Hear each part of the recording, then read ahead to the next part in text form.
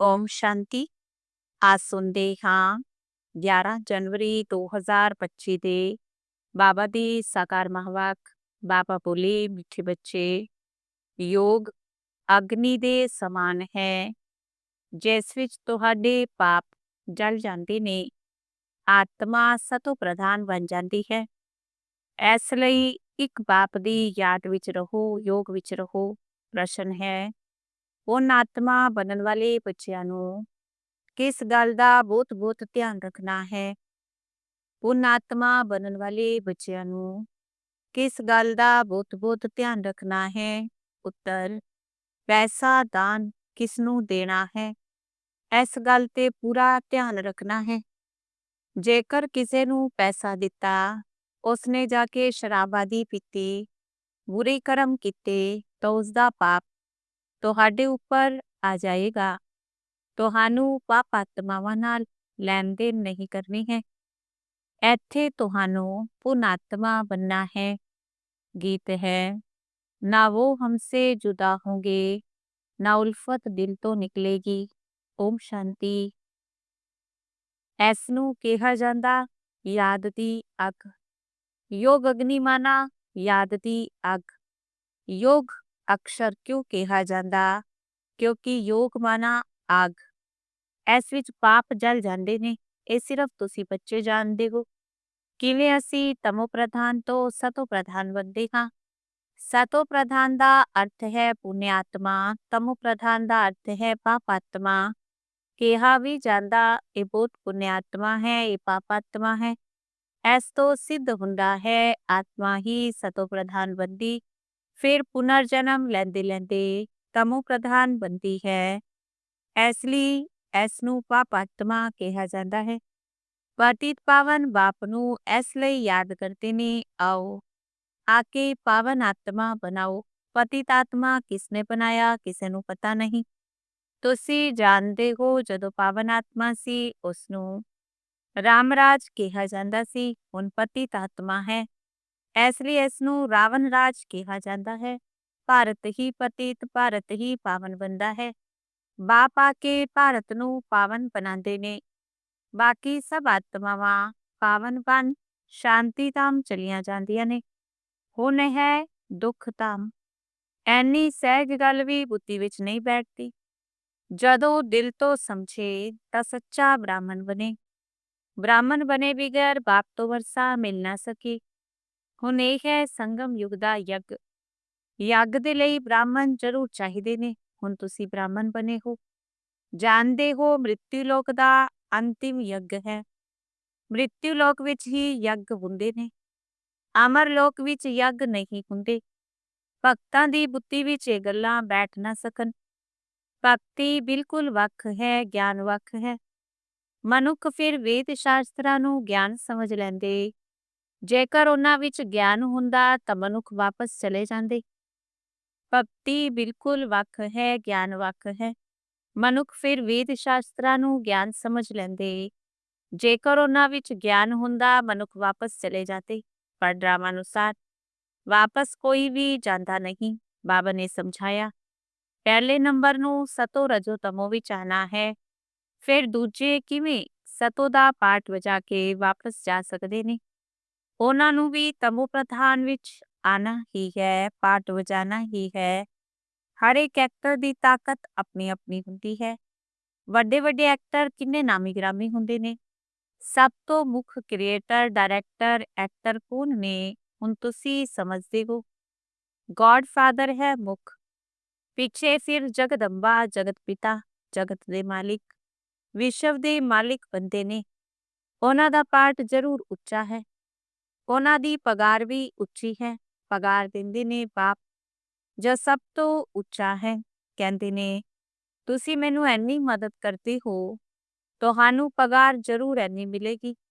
Barrister ਪੜ੍ਹਾਏਗਾ ਤਾਂ ਕਹੇਗਾ ਨਾ ਇੰਨਾ ਉੱਚ ਪਦ ਪ੍ਰਾਪਤ ਕਰਾਂਦਾ ਹਾਂ। ਇਸ ਪੜ੍ਹਾਈ ਤੇ ਬੱਚਿਆਂ ਨੂੰ ਕਿੰਨਾ ਅਟੈਂਸ਼ਨ ਦੇਣਾ ਚਾਹੀਦਾ ਹੈ। ਗ੍ਰਸਤ ਵਿੱਚ ਵੀ ਰਹਿਣਾ ਹੈ। ਕਰਮ ਯੋਗ ਸੰਨਿਆਸ ਹੈ ਨਾ।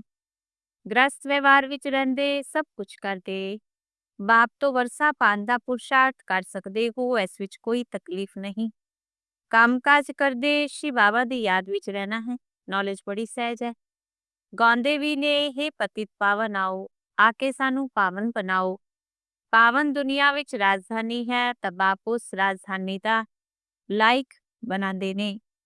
ਇਸ ਗਿਆਨ ਦੀ ਮੁੱਖ ਦੋ ਸਬਜੈਕਟ ਹੈ, ਅਲਫ ਤੇ ਬੇ। ਸਵਦਰਸ਼ਨ ਚੱਕਰਧਾਰੀ ਬਣੋ, ਬਾਪ ਨੂੰ ਯਾਦ ਕਰੋ ਤਾਂ ਤੁਸੀਂ ਐਵਰ ਹੈਲਦੀ ਵੈਲਦੀ ਬਣੋਗੇ। ਬਾਪ ਕਹਿੰਦੇ ਨੇ ਮੈਨੂੰ ਉੱਥੇ ਯਾਦ ਕਰੋ, ਘਰ ਨੂੰ ਵੀ ਯਾਦ ਕਰੋ। ਮੈਨੂੰ ਯਾਦ ਕਰਨ ਨਾਲ ਤੁਸੀਂ ਘਰ ਚਲੇ ਜਾਓਗੇ।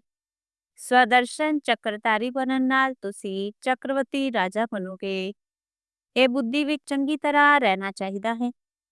ਇਸ ਸਮੇਂ ਸਭ ਤਮੋ ਪ੍ਰਧਾਨ ਨੇ। ਸੁਖ ਧਾਮ ਵਿੱਚ ਸੁਖ ਸ਼ਾਂਤੀ ਸੰਪਤੀ ਸਭ ਮਿਲਦਾ ਹੈ।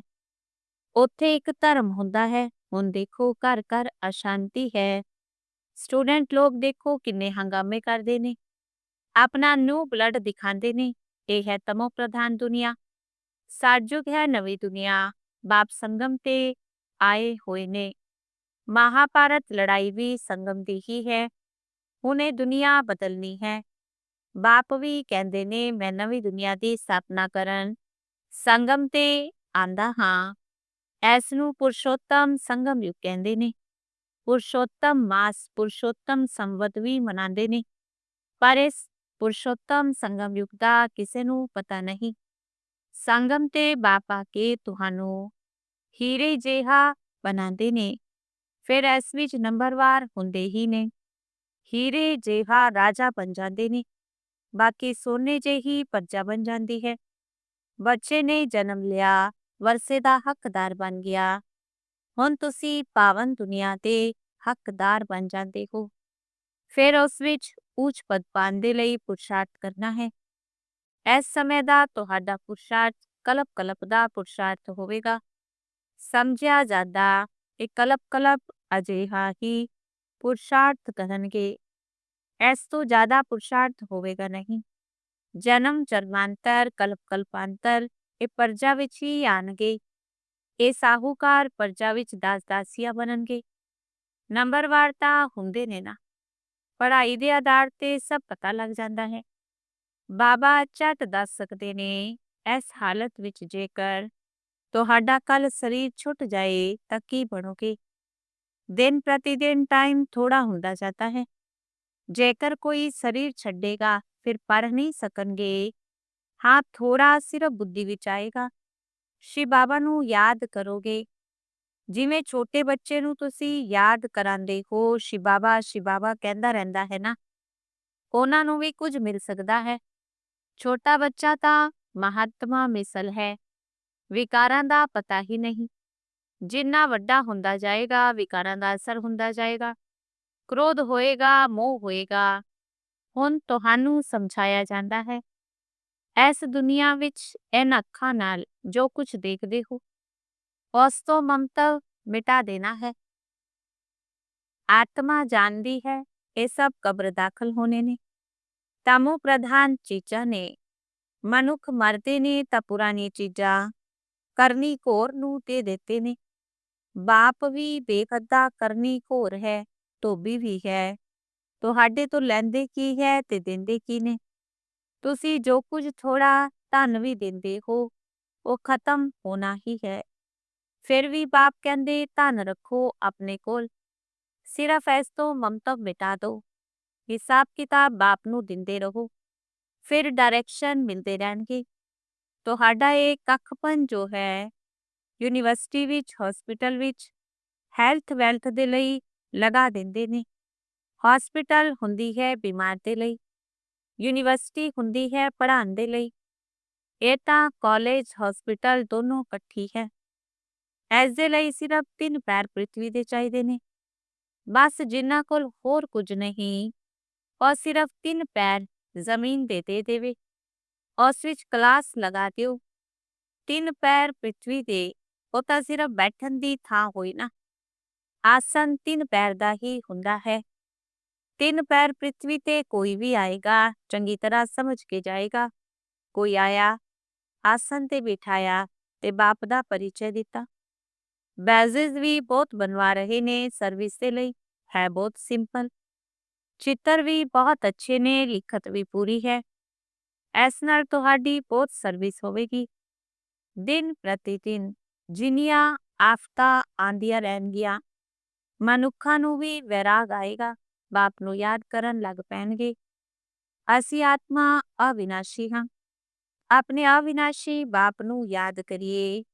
ਬਾਪ ਖੁਦ ਕਹਿੰਦੇ ਨੇ, ਮੈਨੂੰ ਯਾਦ ਕਰੋ, ਤਾਂ ਤੁਹਾਡੇ ਜਨਮ ਜਨਮਾਂਤਰ ਦੇ ਪਾਪ ਉਤਰ ਜਾਣਗੇ। ਆਪਣੇ ਆਪ ਨੂੰ ਆਤਮਾ ਸਮਝ ਬਾਪ ਨਾਲ ਪੂਰਾ ਲਵ ਰੱਖਣਾ ਹੈ। ਦੇ ਅਭਿਮਾਨ ਵਿੱਚ ਨਾ ਆਓ।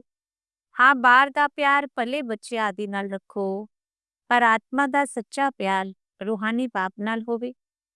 ਉਹਨਾਂ ਦੀ ਯਾਦ ਨਾਲ ਵਿਕਰਮ ਵਿਨਾਸ਼ ਹੋਣਗੇ। ਮਿੱਤਰ ਸੰਬੰਧੀਆਂ ਬੱਚਿਆਂ ਆਦਿ ਨੂੰ ਦੇਖਦੇ ਹੋਏ ਵੀ ਬੁੱਧੀ ਬਾਪ ਦੀ ਯਾਦ ਵਿੱਚ ਲਟਕੀ ਰਹੇ।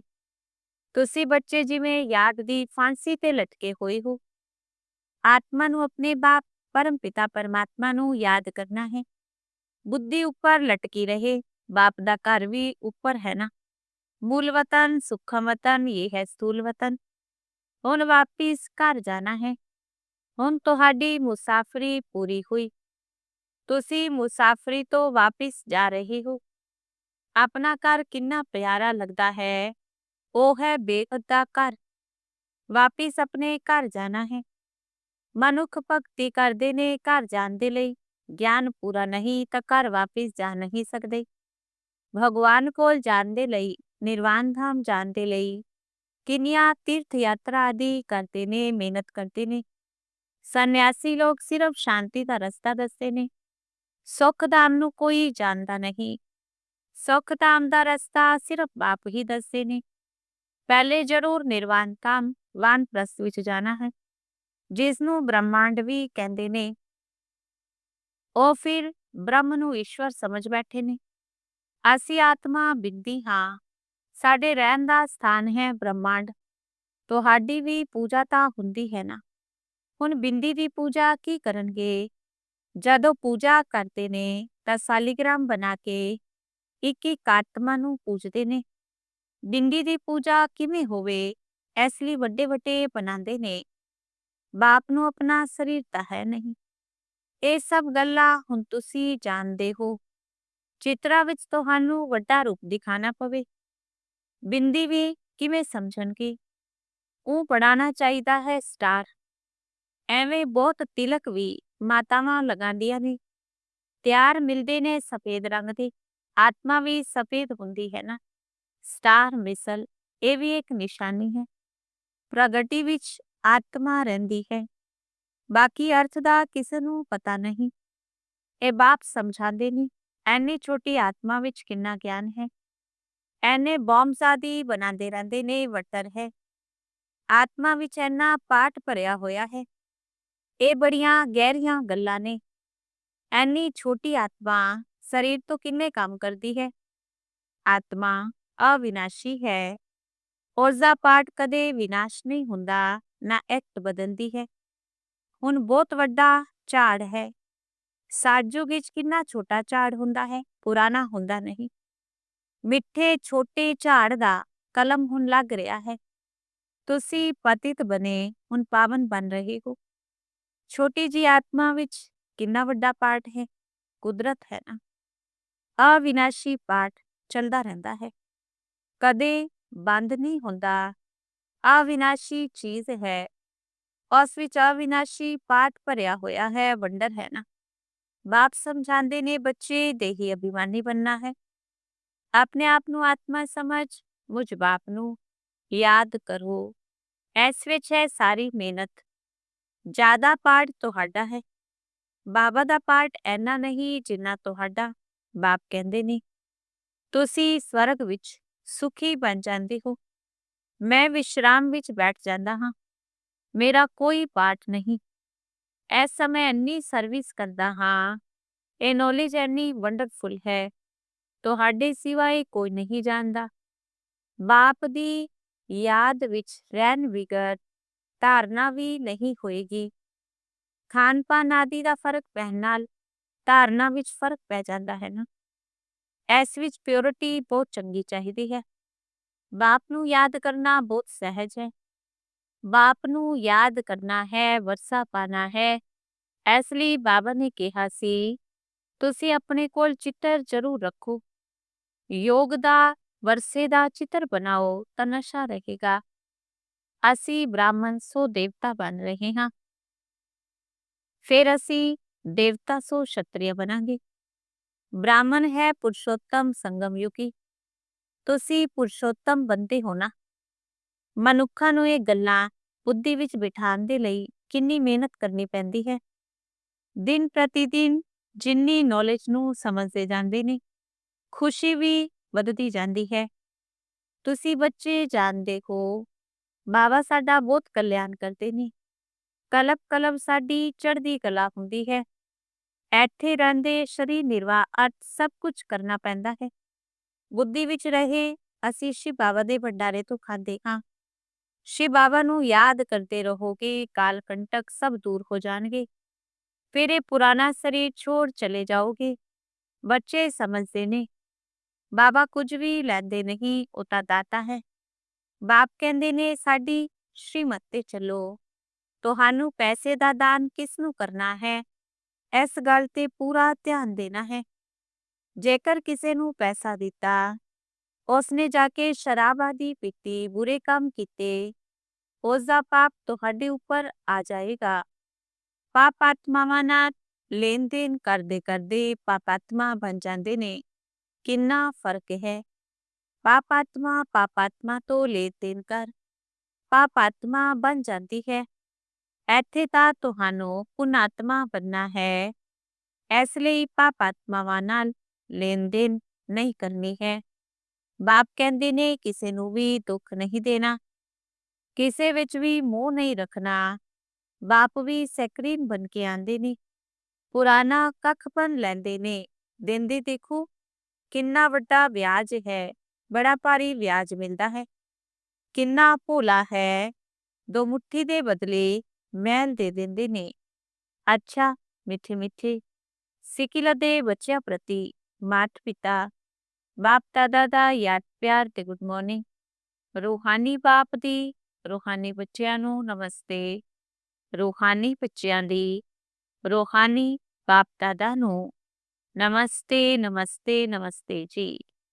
ਧਾਰਨਾ ਦੇ ਲਈ ਮੁੱਖ ਸਾਰ। ਪਹਿਲੀ ਧਾਰਨਾ, ਹੁਣ ਮੁਸਾਫਰੀ ਪੂਰੀ ਹੋਈ, ਵਾਪਿਸ ਘਰ ਜਾਣਾ ਹੈ।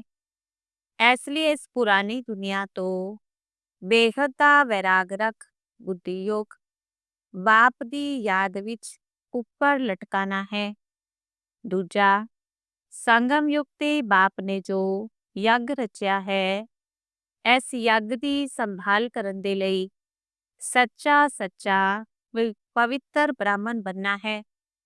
ਕੰਮਕਾਜ ਕਰਦੇ ਬਾਪ ਦੀ ਯਾਦ ਵਿੱਚ ਰਹਿਣਾ ਹੈ। ਵਰਦਾਨ ਹੈ, ਆਦਿ ਰਤਨ ਦੀ ਸਮ੍ਰਿਤੀ ਨਾਲ ਆਪਣੇ ਜੀਵਨ ਦਾ ਮੁੱਲ ਜਾਣਨ ਵਾਲੇ ਸਦਾ ਸਮਰਥ ਭਵ। ਆਦਿ ਰਤਨ ਦੀ ਸਮ੍ਰਿਤੀ ਨਾਲ ਆਪਣੇ ਜੀਵਨ ਦਾ ਮੁੱਲ ਜਾਣਨ ਵਾਲੇ ਸਦਾ ਸਮਰਥ ਭਵ। ਜਿਵੇਂ ਬ੍ਰਹਮਾ ਆਦਿ ਦੇਵ ਹੈ, ਐਵੇਂ ਬ੍ਰਹਮਾ ਕੁਮਾਰ ਕੁਮਾਰੀਆਂ ਵੀ ਆਦਿ ਰਤਨ ਨੇ। ਆਦਿ ਦੇਵ ਦੇ ਬੱਚੇ ਮਾਸਟਰ ਆਦਿ ਦੇਵ ਹੋ। ਆਦਿ ਰਤਨ ਸਮਝਣ ਨਾਲ ਆਪਣੇ ਜੀਵਨ ਦੇ ਮੁੱਲ ਨੂੰ ਜਾਣ ਸਕੋਗੇ, ਕਿਉਂਕਿ ਆਦਿ ਰਤਨ ਅਰਥਾਤ ਪ੍ਰਭੂ ਦੇ ਰਤਨ, ਈਸ਼ਵਰੀ ਰਤਨ ਕਿੰਨੀ ਵੈਲਿਊ ਹੋ ਗਈ। ਇਸ ਲਈ ਸਦਾ ਆਪਣੇ ਆਪ ਨੂੰ ਆਦਿ ਦੇਵ ਦੇ ਬੱਚੇ ਮਾਸਟਰ ਆਦਿ ਦੇਵ ਆਦਿ ਰਤਨ ਸਮਝ ਕੇ ਹਰ ਕਾਰਜ ਕਰੋ ਤਾਂ ਸਮਰਥ ਭਵ ਦਾ ਵਰਦਾਨ ਮਿਲ ਜਾਏਗਾ। ਕੁਝ ਵੀ ਵਿਅਰਥ ਜਾ ਨਹੀਂ ਸਕਦਾ। ਸਲੋਗਨ ਹੈ, ਗਿਆਨੀ ਤੂੰ ਆਤਮਾ ਉਹ ਹੈ ਜੋ ਧੋਖਾ ਖਾਣ ਤੋਂ ਪਹਿਲੇ ਪਰਖ ਕੇ ਖੁਦ ਨੂੰ ਬਚਾ ਲਵੇ। ਗਿਆਨੀ ਤੂੰ ਆਤਮਾ ਉਹ ਹੈ ਜੋ ਧੋਖਾ ਖਾਣ ਤੋਂ ਪਹਿਲੇ ਪਰਖ ਕੇ ਖੁਦ ਨੂੰ ਬਚਾ ਲਵੇ। ਓਮ ਸ਼ਾਂਤੀ।